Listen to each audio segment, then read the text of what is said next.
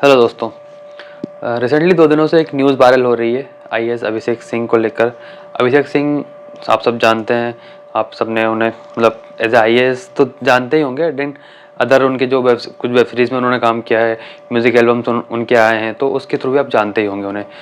जो आईएएस अभिषेक सिंह जो 2011 के बैच के आईएएस हैं और यूपी काडर के आईएएस हैं, तो उनके बारे में न्यूज़ वायरल हो रही है कि उन्हें अपनी जॉब से हटा दिया गया है।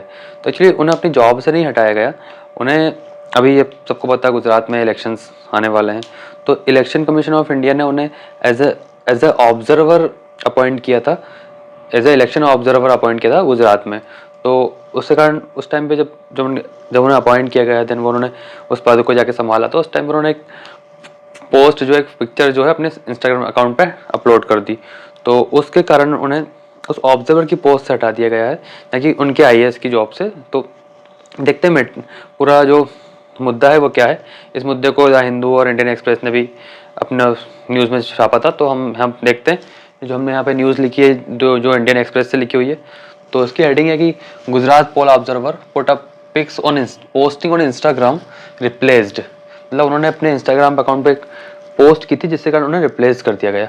अब ऐसा तो नहीं है कि जैसे आप बोल सकते हैं कि और भी बहुत सारे आईएएस आईपीएस अपनी जॉब के साथ, अपने जॉब व्हीकल के साथ या और अपने ऑफिस के साथ पिक्चर्स अपलोड करते हैं, देन उन्हें रिप्लेस नहीं किया गया, फिर उन्हें अपनी जॉब से नहीं हटाया गया, तो इन्हें क्यों हटा दिया गया। तो जो पूरा अभी पहले हम बात करते हैं पूरा मुद्दा क्या है, उसका उस मैटर पर हम लोग बात करेंगे। तो the election commission on Friday relieved an Uttar Pradesh cadre IAS officer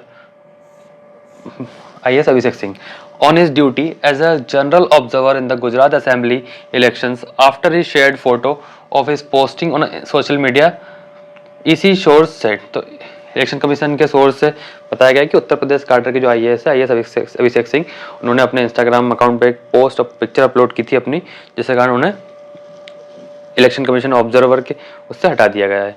तो the IAS Abhishek Singh was on November 7 appointed as general observer of Bapunagar and Asarwa constituencies.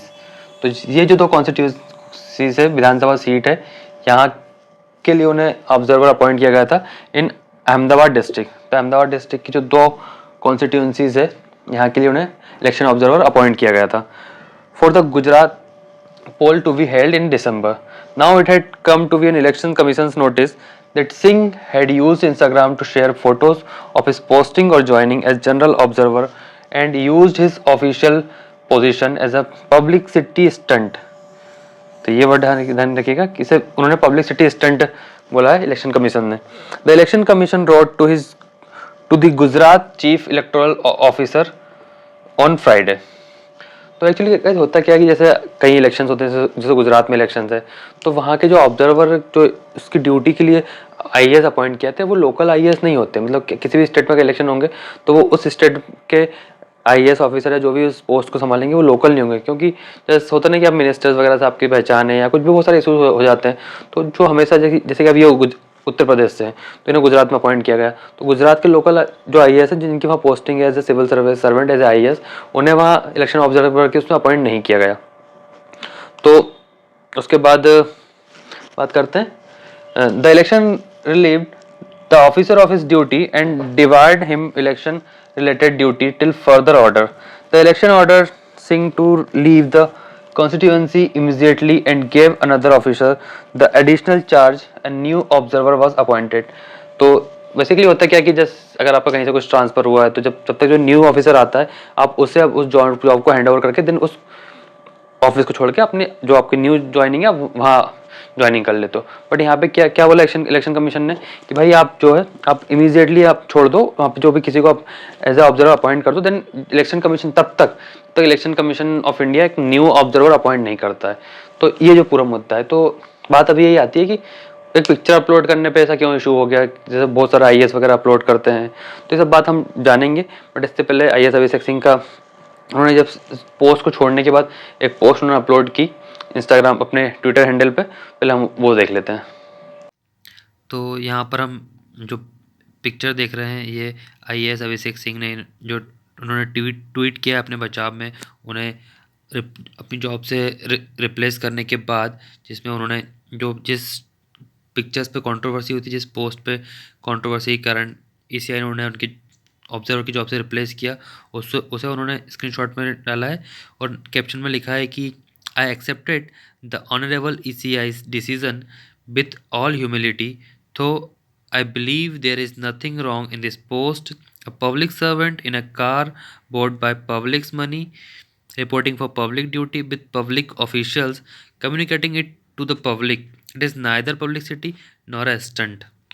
तो उन्होंने कहा है कि वो जो इलेक्शन कमीशन ऑफ इंडिया का जो ऑर्डर है, डिसीजन है, उसे एक्सेप्ट करते हैं और उनका ये कहना है कि इस पोस्ट में, इस पिक्चर में ऐसा कुछ भी गलत नहीं है। और उन्होंने आगे ये भी कहा कि एक जो पब्लिक सर्वेंट है वो पब्लिक के जो पैसों से खरीदी हुई कार में पब्लिक की ड्यूटी कर रहा है और पब्लिक ऑफिशियल्स के साथ और पब्लिक से ही कम्युनिकेट कर रहा है, जनता से कम्युनिकेट कर रहा है।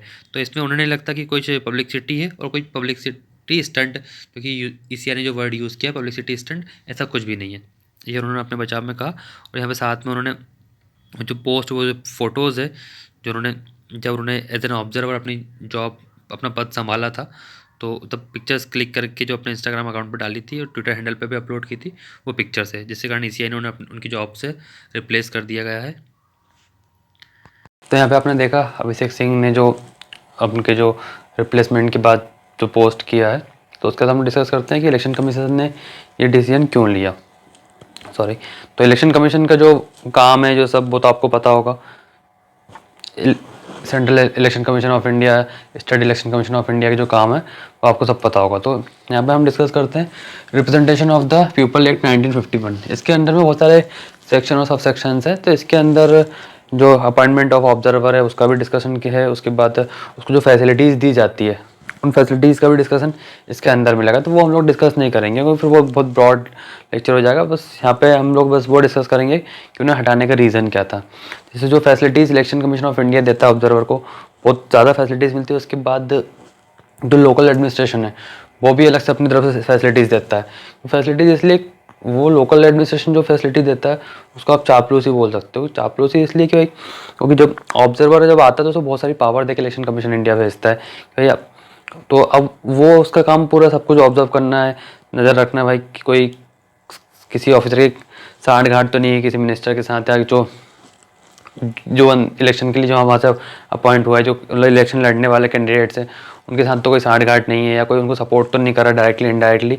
तो बहुत सारी चीज़ें होती हैं। तो उसके बाद जब वो अपनी रिपोर्ट पेश करता है इलेक्शन कमीशन ऑफ इंडिया को, ऑब्जर्वर आफ्टर द इलेक्शन, तो उसमें वो सारी चीज़ को डिस्क्राइब करता है कि किस ऑफिसर का कैसा बिहेवियर था, क्या सपोर्ट किया, वहाँ की जो लोकल एडमिनिस्ट्रेशन ने सपोर्ट किया या नहीं किया। तो सारी चीज़ें वो अपने रिपोर्ट में देता है। उसके बाद कोई ये नहीं पूछता कि तुमने ये क्यों लिखा, क्यों नहीं लिखा। उसके बाद इलेक्शन कमीशन ऑफ इंडिया अगर वो ऑब्जर्वर किसी के अगेंस्ट कोई चीज़ उस रिपोर्ट में देता है तो इलेक्शन कमीशन ऑफ इंडिया उस ऑफिसर के अगेंस्ट एक्शन लेता है।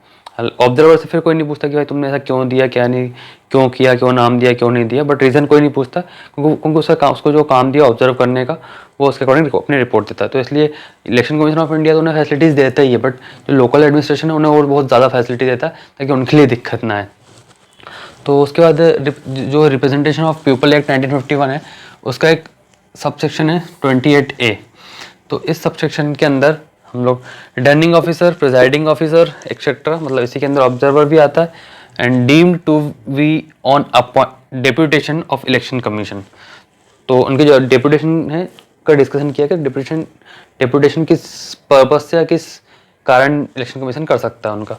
तो the returning officer, assistant returning officer, presiding officer, polling officer and any other officer appointed under this part and any police officer designed for the time being by the state government for any conduct of any election shall be deemed to be on deputation to the election commission for the period commencing on and from the date of the notification calling for such election and ending with the date of the declaration of the result of such election, and according to such officers shall during that period be subject to the control, superintendence and discipline of election commission।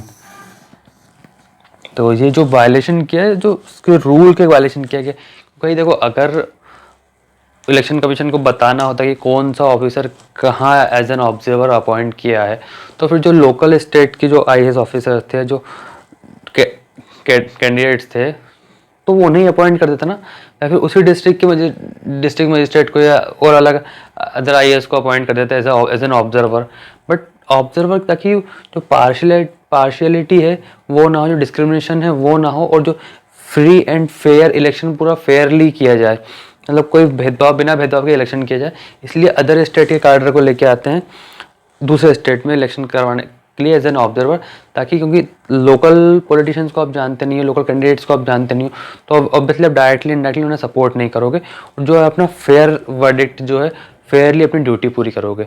अब भाई आपने वहाँ show कर दिया कि भाई मैं UP का हूँ, यूपी में मेरी पोस्टिंग है, देन मैं गुजरात में अहमदाबाद में as an election commission observer appoint हुआ हूँ, तो भाई आपने तो जो उसकी एक वो है ना कि एक बना के रखा था कि ये चीज़ पब्लिकली शो नहीं करनी है, तो आपने पब्लिकली शो कर दी। तो वो जो मैटर है वो उस पिक्चर का नहीं है कि आपने एज जो पिक्चर है वहाँ की अपलोड कर दी इंस्टाग्राम पे इसलिए इशू हुआ, नहीं।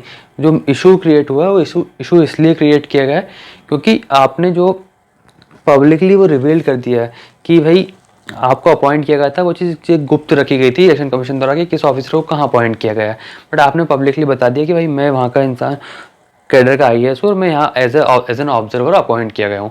तो इलेक्शन कमीशन ने इसे पब्लिसिटी स्टंट भी बोला था। तो यही रीज़न था, यही मुद्दा था जो हम लोगों को डिस्कस करना था। So all the very best, thank you so much.